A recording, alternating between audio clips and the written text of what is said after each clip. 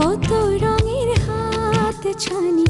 প্রথম cinema দেশাদা leader দিয়ে রাতারাতি তারকা খ্যাতি পান অভিনেতা শিপন মিত্র।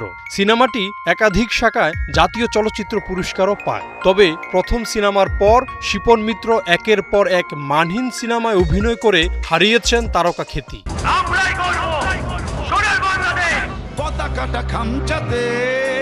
গেল বছরের ৮ জুন অন্তর্জালে মুক্তি পায় শিপন মিত্রের ইয়েস ম্যাডাম সিনেমাটি। আর এই সিনেমার বিভিন্ন খণ্ড খণ্ড অংশ সামাজিক যোগাযোগ মাধ্যমে দেখে নেটিজেনরা শিপন মিত্র সহ ইয়েস ম্যাডাম সিনেমার কলাকুশলীদের উপহাস করেছেন। বলেছেন, এত দুর্বল নির্মাণ আর দুর্বল গল্পের সিনেমায় তারকারা কিভাবে অভিনয় করেন।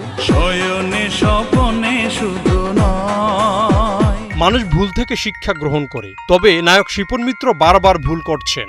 একের পর এক মানহীন সিনেমায় নিজেকে সম্পৃক্ত করে হাসির পাত্র বনেছেন সর্বত্র। সম্প্রতি ভালোবাসা দিবসে প্রেক্ষাগৃহে মুক্তি পেল শিপন মিত্রের বরিশাইল্লা পরী। আর এই সিনেমার ট্রেলার দেখে চটেছেন সিনেপ্রেমীরা। তারা বলছেন, শিপন মিত্র সিনেমা সিলেক্ট করার সময় আসলে কি দেখেন, এমন প্রশ্ন ঘুরপাক খাচ্ছে তাদের মনে। এবার এই সিনেমাটি নিয়ে মুখ খুললেন শিপন। ৩ বছর আগে ইউটিউবের জন্য একটি সিরিয়াল নাটকের শুটিং করেছিলেন শিপন মিত্র। ভালোবাসা দিবস উপলক্ষে তার সেই নাটক এবার সিনেমা হলে মুক্তি পেয়েছে। এই ঘটনায় খুদ অভিনেতা নিজেই ক্ষোভ প্রকাশ করেছেন। শিপন মিত্র জানান, তিনি প্রতারিত হয়েছেন।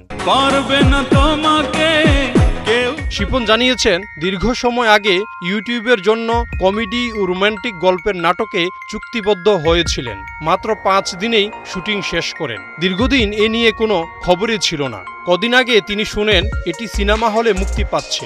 তিনি মনে করছেন শিল্পী হিসেবে তাকে ছোট করা হয়েছে। এদিকে সিনেমাটির প্রযোজক পরিচালক পুরো বিষয়টি অস্বীকার করে জানান, শিপন মিত্র এটা সিনেমা জেনেই অভিনয় করেছেন। অরণ্য আনোয়ার, ৭১।